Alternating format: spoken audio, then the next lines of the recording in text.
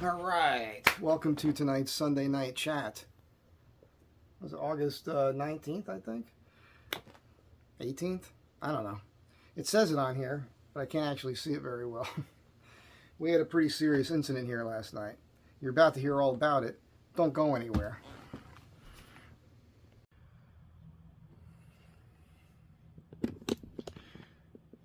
This is where I sit all the time. I got this day bed that I made many years ago. And there's this window that looks out over the walkway here where I live. We had an incident here last night. Sitting here, I was actually watching, reviewing my video after it was uploaded, and it had some views, and I was kind of going over the comments. And I heard a familiar voice, neighbor, screaming, yelling that when the apartments were on fire.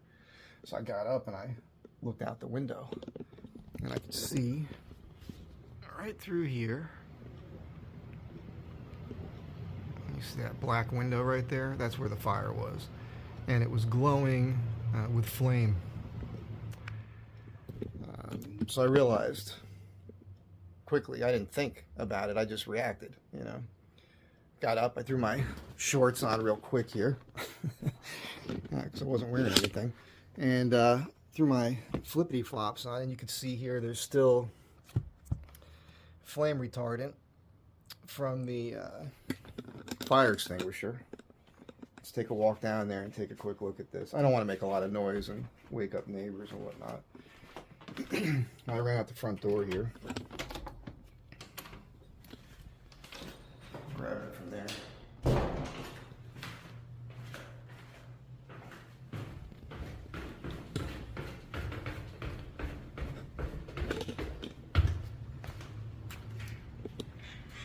This was placed here, I guess, this morning. That's the extinguisher.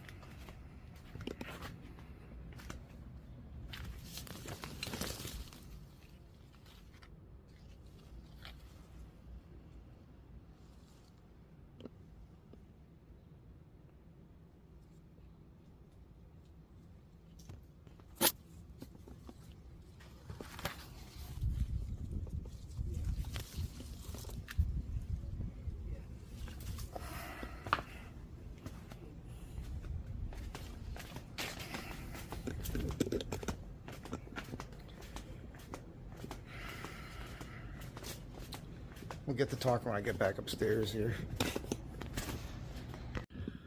Yeah, so I just jumped up and I gotta wash these flip-flops now. So,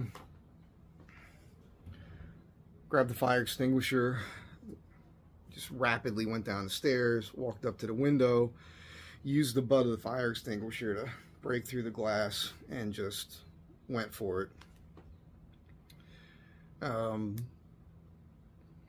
Didn't think about it, just did it because that's what had to be done, you know. And then I heard, after I don't know how much time went by, I was still using the extinguisher, and I heard a voice behind me saying, "Mike, I'm behind you, I'm coming up on your right." This is the guy that lives to the left of that apartment, Matt, good dude, and he had an extinguisher too, so he started going, and then mine went out. I said, "I'm out." And the funny thing was right in front of me was another, you saw it, there was another extinguisher box, but I didn't grab that one. I knew that there was one behind my place, so I ran, got another extinguisher, ran down there. But fire was out already. It was already out when I was walking away, but I wanted to grab another extinguisher just in case we didn't fully extinguish it. And then, you know, that's, you know, neighbors are coming out, standing around, people have already called the fire department. And I looked at Matt, patted him on the shoulder, said, "You did a good job." And I came back upstairs, and I looked at myself, and I was covered in fire extinguisher stuff. It was kind of in my throat, smoke and whatnot.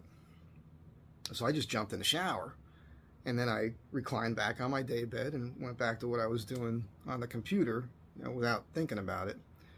And then, sirens and everything else happen, and the fire department shows up because they're the heroes. It's funny because it was already out by the time they got here. The funny thing is, funny not funny, this woman who lived there, you could probably tell she was a bit of a hoarder and old lady, and not like, the thing is, we don't even know she's alive anymore. Really, we don't see much of her anymore. Again, this is, and I'm not talking smack about anybody. This was an incident. It's not about this, but she happens to be one of those kooky ladies that moved in decades ago. I remember when she moved in, her name is Marta, and she moved in, she said she didn't have any pets, and that she didn't smoke. She had like 3 cats and smoked like a chimney. I used to have to yell at her, well, sternly converse with her, because she had this habit of walking over here and smoking underneath my window, and it would waft through the apartment. I was like, what are you doing?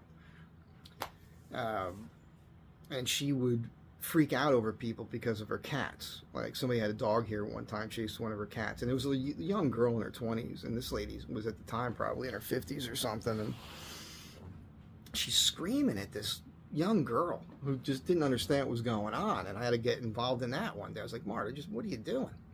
Shut up. So my point there is just that she happened to be somebody that had already annoyed a lot of people who live here. We got a bunch of these people that live here. I'm not saying she deserved this or anything. I'm just saying.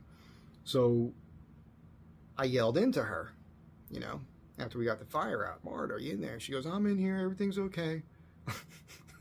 Like, what? I mean, you saw the place. That thing was engulfed in flames. And I'm like, well, go out the back door. I tried to open her front door. It was locked. And I don't know what happened there, but I decided I had the fire extinguisher still in my hand. I decided to walk around the building to the back. And by now, all the neighbors on the back side over there on the driveway had come out. Some guy was trying to beat her door in, Everything was already over. Fire was already out. She was safe. And with that, though, I was like, oh, this is going to be a shit show. I don't want to be involved. And then, like I said, I came upstairs, took a shower, and relaxed. And I'll admit, I had a little bit of adrenaline going, So I was trying to calm myself down, and I was stone cold sober when all this happened. I made myself a little short drink after that. Just a short one. Just to relax, And after a little while, there was a knock on the door, and I figured it was a neighbor. Actually, I'll show you right now. There was a text that the neighbor sent me. Hang on. So, that was short, simple, and sweet. Again, that's Sandy. Matt and Sandy lived together right next door to the place that was on fire. Matt's the guy that came behind me with the fire extinguisher after I already broken through and started it. So, anyhow, I thought it was one of them. Just want to thank me or something. And I'm typically just in my underwear and a t-shirt here, boxer shorts, So I open the door and it's some dude. He shows me his badge. He's got a gun on. He's a detective. And I said, hey, let me put some shorts on. I closed the door. And I went out there and talked to him and told him everything I just told you. But the funny thing was, he wanted to take my name. I answered the door. He said, are you Mike Z? And I said, yeah. He goes, can you spell your name? I was like, you don't need my name. It's not that big of a deal, dude. And so he's like, well, can you tell me what happened? And I told him everything I just told you. And it was interesting because I just said, man, I just did it.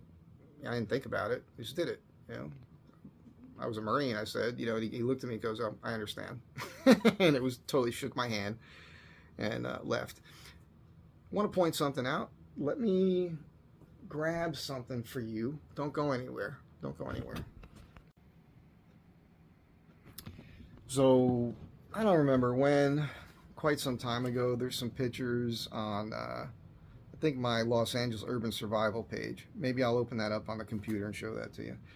But some time ago, Well, this says January 2015, so I guess that's about right. So about 9 years ago or so, I did this community emergency response team training with the fire department, just because I thought it was the right thing to do. And I mean, I would have done this exactly the way I would have done it had I not done this course. But I'm showing this to you because I think it's something you should do. I was the top student in that class. The guy teaching it loved me. And I got a bunch of notes in here. Kurt Howard was the guy's name. Look at that. I've still got all these notes in here. Good Samaritan law. Cannot be sued for trying to help. Not valid in every state. So the first thing he told us in that class was no one is coming to help you. Duck, cover, hold. A disaster is anything that exceeds our ability to handle the problem. This is from the fire department's perspective. Anyhow, there was a lot of really, really good information in here. I just got pages and pages of notes here, and in this manual, it's everything. It's how to make your house better. There's first aid in here, you know, common sense stuff, understanding chemicals, how to work a fire extinguisher properly, disaster philosophy, terrorist weapons, this covers the sorts of things that can happen anywhere, but in particular a city. One of the things that they did tell us in this course was they're not coming. You know, like if there's a major earthquake or something like that, and it's not if, it's when, because they know this is going to happen. And of course they had the Northridge earthquake to talk about, which I was here for in this apartment when that happened. Boy, was that a night.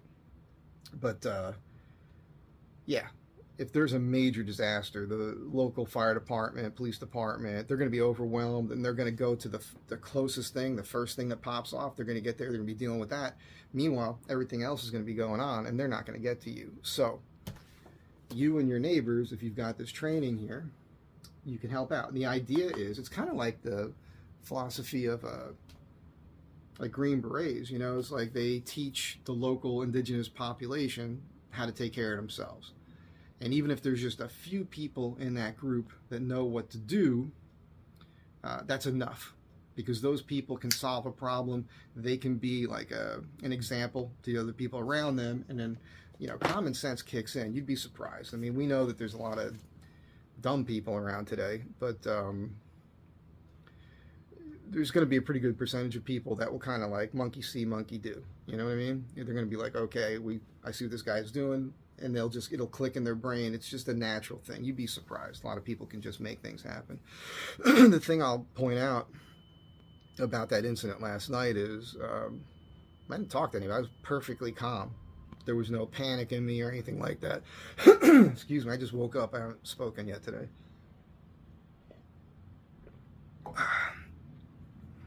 I mean, the only talking I did yesterday to anybody before I made that video was to nobody. That video was the only talking I did yesterday.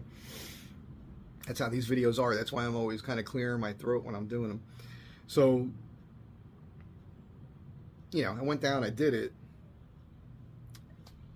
After the fire went out, like my neighbor who was yelling about the fire, she's all on the phone and she's, oh my God, just this thing that, and then the people in the back and the way they were acting, this thing that happens to a lot of people with adrenaline, and it becomes like a, my whole life I've been the exact opposite of that. Whenever something crazy's popping off, I'm usually the calmest guy in the room. This has nothing to do with being in the service or anything. I was like that when I was a kid. I don't know what that comes from, but it's there. So I just do. I've got tons of stories like this. This is not the first time I was involved in a fire. But yeah, so keeping your head. Part of being able to keep your head is knowing what to do. And some of you are similar to me. It's innate. It's an innate thing. You always, when there's a difficult situation, something scary is going on, you tap into something that whether it's knowledge that you've gained through life experience or you read about. Reading about it is enough. Maybe you had a class on it. When I was young, I was in the first aid squad and all that, and saw a lot of crazy stuff there. And, you know, I did emergency childbirth classes, light extrication classes, obviously CPR classes, advanced first aid, all that stuff. Of course, that was all reinforced in the service. And so I guess that helps. But even before that, as a kid, with my mom, the trauma I had with my mother in the house, you know, I didn't freak out. Like, I always knew there was something wrong with her. It wasn't me. It's you, not me. These days, I'm always like, it's me. I take the high road just to, you know, accommodate these people's feelings and emotions and anxiety, just to, so I can hop my little ass out of that situation, not deal with crazy people anymore. While I have you here, let me just quickly go to Facebook, whoopsie, and see if I can find any images, because I think I may have done a picture folder there on my Los Angeles Urban Survival page from the CERT training. I'm not sure I did, but if I did, I'll show it to you. Bear with me. I'm sorry. You know me, I'm not pro here. And I don't think this stuff out all the time. You know what? I don't have a folder here, but I just thought...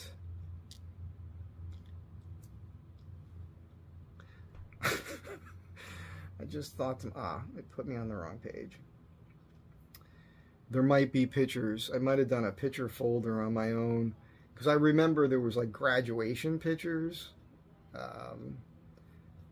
from when we got our, because you know, you get a certificate. I got a bunch of certificates from these things I've done. I mean, you guys have all done this stuff too. I'm sure you got them too. I'm not bragging. Let's just see. I got,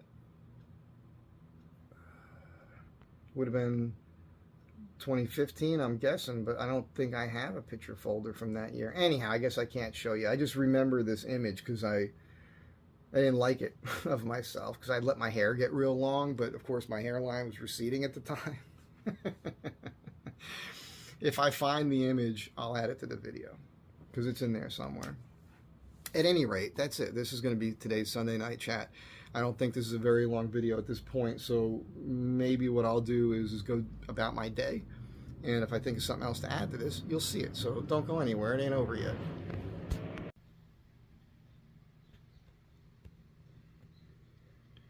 That was it. That was Koreatown, and that was the day I graduated the CERT training. You know, with my typical hobo chic look, and the guy in the blue there, to your right of me, my left, he was the guy, Ken Howard, who was running the program. I sat in the front row, dead center, and you can see that bad hair. I'll just say here. Oh yeah, that's from Los Angeles Urban Survival, so you guys can read that. But yeah, October 13th, 2015. So I just thought you guys would get a kick out of that. All right. So pretty crazy, huh?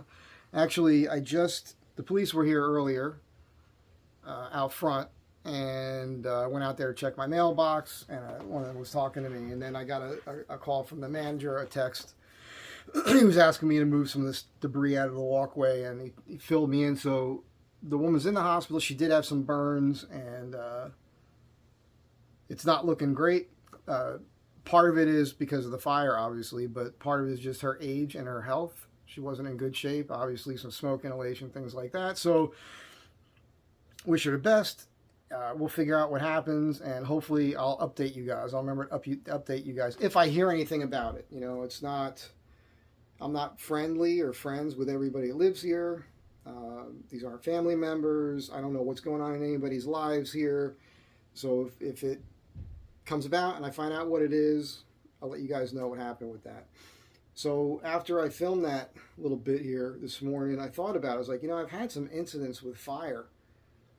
And might as well make that the theme of tonight's Sunday night chat. The first thing well, first of all, there was a story about my dad, which turned out to not be true later in life. But I grew up with it. And in a way, the fact that it wasn't true doesn't really matter, because if you just know what you know. You're told something, and that's your reference frame of reference until you find out otherwise, right? But the story that he told, because he had this thing with his hair, and at a certain age his hair fell out and his scalp was pretty well scarred. And the story was that after World War II, in his little village, that him and his brothers and some other kids had gathered up a bunch of shells and rounds and stuff that they found. Because there was war going on all around them. And they opened them up and they started a fire, and something exploded, and it hurt a bunch of the kids, and his head caught on fire, and he ran into the middle of the town, and they put his hair out, but it scarred his scalp, so that's the reason why his hair fell out later, and he had a patch here and patches on the sides. So as a kid growing up, I had that image in my head of my father and his brothers and other kids catching on fire. And that's like a serious thing, you know. But as far as my life goes, when I was living in Kearney, New Jersey, that was kindergarten, first, second grade, there was a kid in the neighborhood who was, I think he was about 16, 17 years old. I remember, good-looking kid, really nice guy. I was just a little kid, right? 5 to 8 years old, in that range. And he would, like, babysit for kids our age in the neighborhood there. I remember my mom really, really liked him. And there was a fire in his place. Excuse me, and I believe he lived in an apartment with his family. But the story was that he was sleeping and he died of smoke inhalation. This is what I remember as a kid. It might have been that he was smoking in bed and that's what did it. So that was a pretty traumatic thing. For me as a kid, it wasn't a crazy, scary thing necessarily. It was a serious bummer. It was more about reacting to the reaction of the parents, in particular my mom. So then jump to, I had this trailer that my dad had really up in kind of like the Stroudsburg area in Pennsylvania. There was a place called Foxwood Farms. I believe it was in Pennsylvania, right across the Delaware River. And I lived in that for the better part of a summer before my freshman year in high school.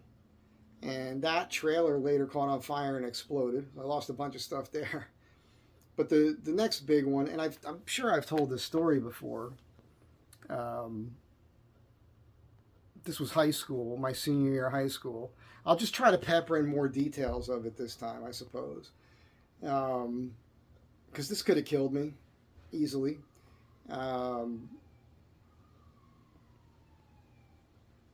So the deal was I've been living alone since I was 14. My parents got divorced. I got to choose who to go with. And I chose my dad instantly, like right as it was happening. I discovered what was happening. They told me it was happening. They gave me the choice. I did that. All that happened within like 5 minutes. Of course, I didn't know that was going to mean I'd be living alone. And I had gotten in a lot of trouble. Oh, wow. I almost forgot a fire story completely that is totally part of this, what I was just about to tell you. Because in 8th grade, I was a hoodlum. Are you surprised? I used to do a lot of stupid things. I was breaking into places when I lived in Kearney. This is not a joke, man. 7, 8 years old.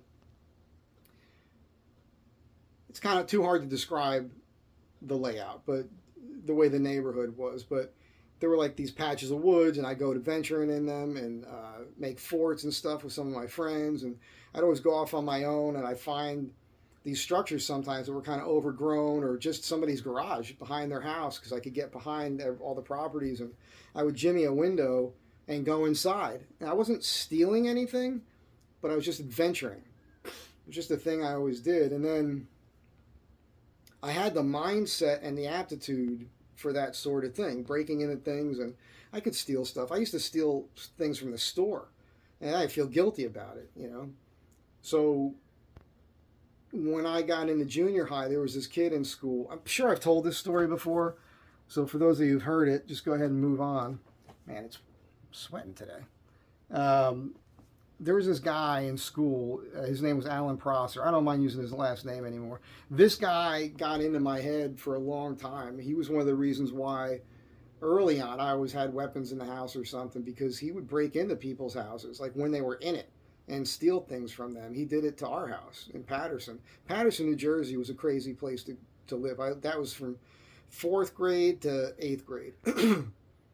You know, half the kids in my class lived in the projects, Black and Puerto Rican kids, that sort of thing. And it was a rough part of town. I mean, I got mugged a bunch of times and jumped, and it was crazy.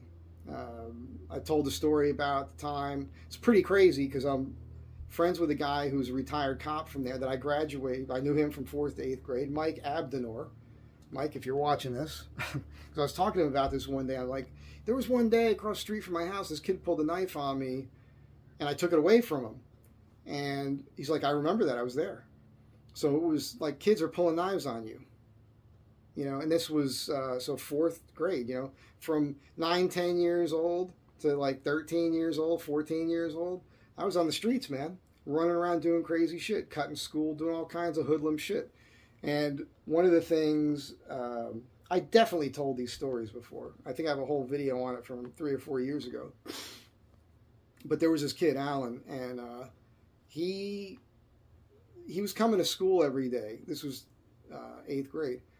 And he had all his cash in his pocket. He'd pull it out, fan it out to me. He wasn't telling me where he was getting it. And then, you know, Monday, Tuesday, Wednesday, Thursday, every morning, fanning out cash. And Friday rolls around, he's not there. And then he's not in school for like a month or something. I don't remember. Seemed like that long. Could have been weeks. But when he got back, he told me what happened. So there was this ice cream shop called Boonstra's on Union Ave, right next to the cemetery. This is where Union Ave, Totowa, Paterson. Pretty much on the border of Paterson and Totowa, there's a big cemetery there. And this place called Boonstra's. If you guys are from there, you'll remember. It might even still be there. I don't know. He did burn it down. So he was breaking into this place and stealing the money. He lived on that street. So he knew those people, and he had some sort of issue with them. So he comes back, he tells me the story. So we're getting close to school being out, you know. So it was June, and you know it's summertime basically. But I think I'm certain we still are in school at this period of time. And he comes by one afternoon, you know, late afternoon, probably a weekend, and we go for this walk, and we walk down his street, and behind a neighbor's house, was a fake wishing well in the backyard. And I just remember this. It didn't have to happen this way, but this is how it happened. I remember him reaching up on the little fake roof there and pulling out a pack of matches. Like he had a pack of matches stashed. It doesn't make any sense, right? Why would you need that? But he did. I remember that. And we walked up the street, and there was this patch of woods that was a couple lots. You know, you could have built a couple houses there, but it was all overgrown, like a little mini forest. There was a lot of them around when I was a kid, back in the 70s. Now everything's overbuilt, but you could find that when I was young. It was great, because you could play Army in all these little fields that you would find. And you could walk through this patch of woods, and you walk up to the back of Boonstra's, and Boonstra's was attached to another structure that didn't have a roof on it anymore. It was a much older structure that had trees growing through it and whatnot. And next to that, right along the where the cemetery was a truck, a big box truck with no chassis, no wheels. And we walk back there, and I'm just following him. He's not telling me we're going to do anything, nothing. We're just bullshitting like we always did. This kid, we would walk around town, and next thing you knew, I was flattening car tires, stealing valve caps. You know, I was just doing whatever he was doing. Stupid. Every time I did stupid things, every time I got busted, every time I've been arrested, it was because I was with an idiot doing idiot things. Birds of a feather, man. It's like you quickly learn, eventually, hang out with better people. You know, lesson of the day here. So, this friggin' moron, crazy asshole, he pulls this can of gasoline out from the wheel well, walks up along the busted out building right up, and he starts throwing gasoline on Boonstra's, just like with the can, and I'm like, what the fuck? I was actually saying, what the fuck are you doing? I'm not having any part of this. And I ran away. And I ran through the woods, and I crossed the street, and I turned around, and then I stood there for a second or two, a few seconds, I suppose. He comes running out. He's like flustered. So we go up the street, we cross over Union Ave, we go up the hill, we go over a block, we look down, and we could see Boonstra's there, and there are flames 3 times the height of this store already. And, and that store burnt down, the whole building. It was a business. It was closed. There wasn't anybody in it. Doesn't make it any better, but at least nobody was going to die. So my quick thinking was, hey, take your shirt off, because, we're wearing, it was the uniform of kids our age in the 70s. So this is probably 79, 80 probably, 1980. So we're wearing Levi's and white T-shirts. And like, take your T-shirt off, in case somebody saw two kids running with white T-shirts. And we walk back, we make a roundabout way, we end up at my house, and we just totally play it off. Because the sirens are going, the fire trucks, they're there by now. By the time we got to my house, Mom's out front, because we weren't that far away from it. You could probably look down from my front yard and see the thing on fire. 55 Union Ave. Dr. Pascarella, I think was the name of it. So it was a house, and attached to that was a dentist's office. He had that house, did real well with his dental business, and then moved away to some other nicer neighborhood, and he rented out this house. Emerson and Union Ave, right on the corner there. I can't believe I remember all this shit. So we just played it off like nothing happened. And I came home from school a few days later, and there was a detective. I remember he was wearing like a suit, like a sport coat, in my living room, my mother. And he was there to ask me questions. And I remember hanging on the doorknob on the front door, swinging on it, like listening to him talking, just not really paying too much attention, playing it off like I didn't know anything. So obviously, this kid Allen was the number one suspect for this fire, because he just been arrested in there after stealing money out of their cash register for 4 days in a row. This kid. So I played it off, and then, I don't know, a week goes by, a week or two. I come home from school. My mom's pissed. She says, get in a car. We're going to the police station. I'm like, what's going on? Somebody said you burnt the store down. So now I just fessed up. So, and by the way, I learned something important here, and I've told this before. When you speak to the police, think about how you phrase your answers and how you're speaking.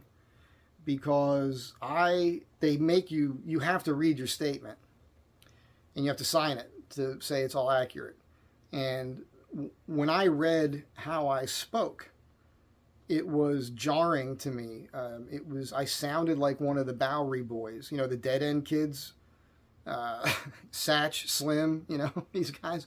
I sounded horrible because all my answers were like, yeah, no, whatever. It was just not good. I did not sound like an articulate, intelligent human being. And that really registered with my brain. So that's a fire story. That was pretty crazy. And after that, after that summer, I went with my dad. And then that summer was when I lived up at the camp. And then I went to school in New York for a year, up in Suffolk, New York. And that was a bunch of crazy shit happening there.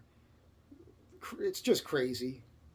The juvenile delinquent stuff I got involved with, which I'm not going to get into right here, but they're pretty good stories. One of the guys that was part of it, and he was a good kid. He never instigated it. These were never his ideas. We were just all friends. He eventually became chief of police of that town, which is crazy. And he's a super nice guy. We used to shoot Roman candles at the cops. We used to do fake fights on the street corner, and when somebody pulled over to break the fight up, another guy would run up into the car and steal the car. And then we'd all scatter and then go joyriding in the car. It was crazy stuff, man. Crazy stuff. Those were the days. I'm abbreviating all this because you don't need to hear all this. Anyhow. The point is that after that, I got in so much trouble between what happened with the fire at the store, and then 9th grade, I failed like 5 subjects because I was cutting school and smoking grass. I had to go to summer school, and my dad sat me down before that. He's like, look, man, you have a choice. You either go to school or you don't. And if you don't, then you're going to work. You're going to work with me. And I used to work with him in the summers, and it was hard work. And even before that, he got me a job, which is a great story. I've told it before. Don't need to tell it again. But he had me working when I was like 12 years old, 13 years old at a bake shop that he didn't work at. on the weekends during the school year. It was friggin' brutal, man.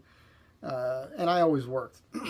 Ever since I was in single digits, I hustled to figure out ways to make money. Shoveling snow, raking leaves, mowing lawns. I used to go to the dump and find stuff and sell it to kids in school. It was wild. I was doing all kinds of crazy stuff. Firecrackers, all sorts of things I was selling. Anyhow, I went to summer school. I got like high B's in the classes I think I was able to take 3 classes. And I said to my dad at that time, I said, look, how about I move back down the shore, which is where my dad had the bake shop in Seaside Park, because that's the happiest place I ever was. And you're not home anyhow. What difference does it make where I'm living? And my dad paid the rent. So every year I had this little beach shack, and he would give me some money to live, and I'd hustle and try to make a few bucks. And in the summer times, I lived in a boarding house on 9th Ave every summer by myself, and I worked on the boardwalk, hustling, you know. And I started off working skill games. So my point of all this is, senior year, and my dad knew all these people because he lived there since like the 1950s. So he found me this beach shack in South Seaside Park, right on the corner, right on Central Ave. Just before, if you guys know Seaside and South Seaside, Central Ave goes through Seaside Park. I think it's after 12th Ave. It keeps going. It's just 2 lanes. And just before that splits, because there's parking in the center, right there, the house right there. I think it's I don't know if it's a business now or if it's a block in. It's hard for me to remember. But that house on the corner. My 2 friends, Louie and Todd, helped me move in. And so I didn't know the house yet. I didn't know the layout of the house. And what I didn't realize was there was a space heater on the floor in the living room. Space heater is a gas or oil fueled heater. It's in the floor, and there's a metal grate. It's a hole in the floor with a metal grate. Heat comes out of it. Heater's under the house, really. Well, Louis, the genius that he is, took my bag of laundry, which was in those big green garbage bags. I had all my laundry in there and clothes, whatever it was. He put that right on top of the space heater. Genius. Freaking genius move there. And then later that night, Todd was over, and we're getting ready to go to a party. So we're preparing for that party and rolling things and that sort of stuff. And I specifically remember Todd getting up, going to the thermostat, and turning the heat on. It's like, it's chilly in here. I'm like, dude, I specifically remember saying, don't turn the heat on. I like it chilly. I sleep better when it's cold. Whatever. I didn't make a big fuss of it, but I remember those things happening. Went to the party, came home, lit, and went to bed. And about 4 o'clock in the morning, I wake up because I can't breathe. Can't suck any air in. I open my eyes, but I'm really tired, but I can't breathe. I'm really tired, but I can't breathe. And I put my head back down like, I can't breathe. And I snap myself out of it because I realize the room is full of smoke. So it's a miracle that I woke up. Now here, before I get any more with the story, odd thing about this, in every room of that house, there was either a picture of Jesus or a crucifix. Another thing that I don't think I've ever told this part of it, because it's kind of creepy, pervy, or whatever, but I was in the habit, I was really hooking up a lot, since I was about 14 years old. It was ridiculous. And I'm not proud of this, by the way. I'm just saying, this is the way it is. But I had a collection of, panties and bras and things like that women would leave over. It was like a trophy or something. And I remember my one of my friends was over the day we moved in, and he's like, "What is this?" And he hung something up, and then, like, as a joke, I hung this stuff up on the wall in the bedroom, all these panties and stuff, and and there's a picture of Jesus there. You know what I'm saying? I'm just saying. I just had that memory, and it's true. But I don't remember ever sharing that detail before. But it's the truth. I even had. I know this sounds hard to believe, but it is the truth. Some of this is not me giving you a little bit of bullshit for the sake of the story. This is all accurate. I had girls actually sign their underwear sometimes, and they write these little notes to me how much fun it was and that sort of thing. It was perverse, but it's what it was. It's so bad. I can't believe I'm admitting this.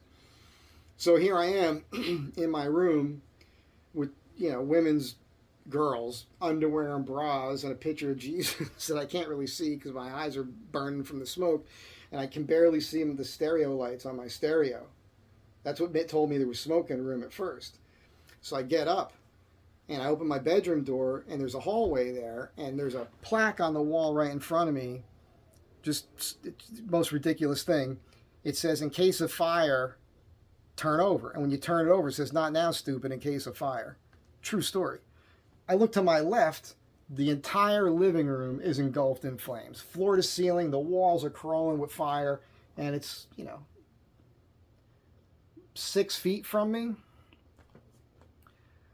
Totally calm. I just looked at it and went, shit, I guess I got to get out of here. So that was my thought process, just like last night. And I turned to my right, I walked down the hallway, there's a back door. I opened the back door up, I walk out across the street. Fortunately, there was a payphone there, the old school in a booth. And I'm out there in my underwear and a t-shirt, calling the operator, watching my house burn down. And, I mean, it was crazy. I tell her, the house is on fire, this is the address. And it's a volunteer fire department, and it's, like 4 o'clock in the morning. It took them quite some time to get their shit together and get there. Not blaming them for anything. I'm just saying, in that amount of time, I'm standing there watching everything I own go up in flames, including my car. Because my car was parked next to the house. Kaboom! I watched the windows blow out of the house, flames shoot all over the car. It was a 1971 Dodge Dart Swinger V8 318 two-door. Badass car. It was still a badass car after the fire. It just looked like shit after that. Man, the vinyl top caught on fire. I'm just like, this is crazy, man. So, those are my fire stories that I can think of off the top of my head right now. And I almost forgot one of the biggest ones right there. There's probably another one that I'm just not recalling right now. But anyhow, that's it. We're going to keep this one short today. I think this is just maybe, a 40-minute video or something. You guys had a long one yesterday with the USMC survival kit. And thanks for watching that. I'm getting used to this. I appreciate your encouragement and asking me to keep putting videos out. And it's really interesting in the comments because what I get a lot of in the comments is, I came here for this one thing, but now I watch all your videos, and people like the diversity of them.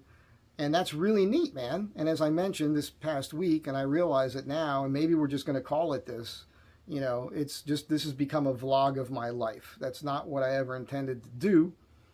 You guys know a few weeks ago, I was being put off by this whole thing because I didn't know why I'm doing what I'm doing. Should I even keep doing it? And yet some of you picked up on that, and you wrote some really nice positive messages. So I'm just going to keep doing it. Whatever pops into my head, whatever's going on in my life, I'm going to share it with you. Oftentimes it triggers a memory. I don't like repeating myself that much. So some of what I've just said, many of you have heard already. Sorry. But that's just how it is. So I guess that's it for now. I'll keep doing this, though, for you. Tomorrow, I'm bringing the truck in to Irvin over at SMG Auto right here on Beverly and St. Andrews Place, and I'm having them replace my Hydra Boost system with the Dorman unit that I bought from rockauto.com. He guarantees me it'll be done at the end of the day, and they're going to clean up all the leaking that had taken place there. So when I get that thing back, it should be pretty clean. I'll be stoked. Tuesday and Wednesday, I will be putting the tin on the project that I framed up. That whole porch going across. So it's like 32 feet plus of that structure I built behind my client's house. I should be able to finish that by Wednesday. And then Thursday, I have a VA appointment. Ta-da-da-da-da-da-da. I got a call, and I think I told you guys I did get something in the mail a few weeks ago, about they wanted the information about my ankle surgeries that I had when I got out. So I sent that to him. Then I got this phone call, and they're going to bring me in. They're going to test me, my hearing, for the tinnitus. I've had severe tinnitus ever since the Marine Corps. My ears are ringing right now. They're ringing all the time, 24/7. When that first hit me, I was suicidal over it. It was making me crazy. I realized after a while that it didn't impair my hearing. I could still hear everything. I could be in the woods by myself. It's annoying, but I just try my best to tune it out because I can still hear birds chirping and water running. It doesn't impair my hearing, but it's this constant ring, ring, ring. I mean, it's just there all the time. Ironically, coincidentally, whatever adjective you want to use, recently I've been having this this would happen from time to time, but it's been happening more so lately, where mostly on the right side, all of a sudden out of the blue it gets super loud for no reason. I'm just laying around. It's not like I'm exposed to loud sounds or anything. And that lasts for like 30 seconds or more. And that's very annoying, but I just relax and breathe through it, and it always tones back down to the normal range of the ring. But this is why I always have music on. I have a sound machine that sounds like the ocean when I'm sleeping, and I keep a fan on, that sort of thing. I always wear hearing protection when I'm working. I never use a machine or anything, nail gun, nothing, without hearing protection on.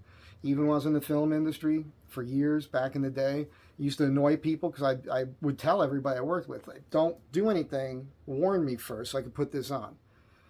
Because I was adamant about that. It's another one of the reasons why I work alone, because I can control that. If I expose myself to loud sound, what will happen is that the tinnitus will ring louder for an extended period of time, up to 2 weeks or more sometimes, if I'm exposed to really loud sounds.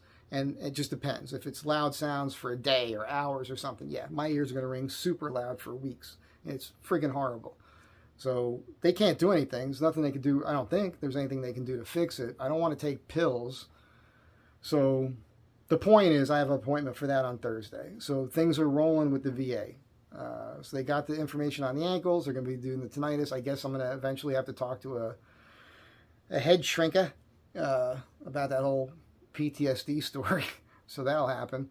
And it looks like that's rolling. So, I mean, it's going to take some time. You know, I've mentioned this before, it's not going to be overnight. I'm hoping out of this whole thing, I can at least get some medical benefits. I didn't serve enough time typically for that. So we'll see if this works out. Maybe they'll deem my issues strong enough to where they'll give me that. I don't know. But when I do know, you'll know. So I guess that's it for now. You guys have a great day. I don't know. This is a hard one to enjoy. You know, that thing last night was a serious thing. It doesn't faze me. I will say, I was going to leave. I guess we're not over yet. I went down to check my mailbox earlier. That's when I saw the police down there. I didn't know they were there. That's when they told me that she was in the hospital. And on the way back, I knocked on the door of the woman who sent me the text message and spoke with her a bit. And, you know, she's all, thank you so much for saving our apartment and the building. Like, if you didn't get there that quick, who knows what would have happened.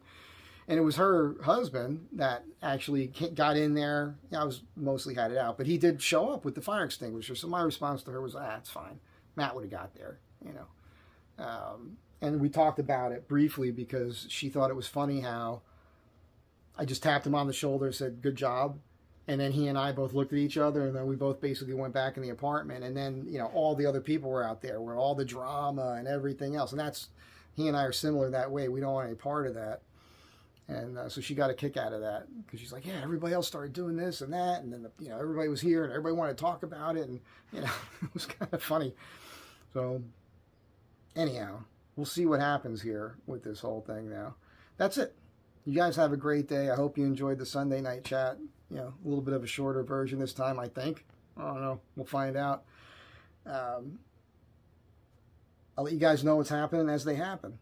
Thanks again for being here. Be kind to one another. I'll catch you in the next one.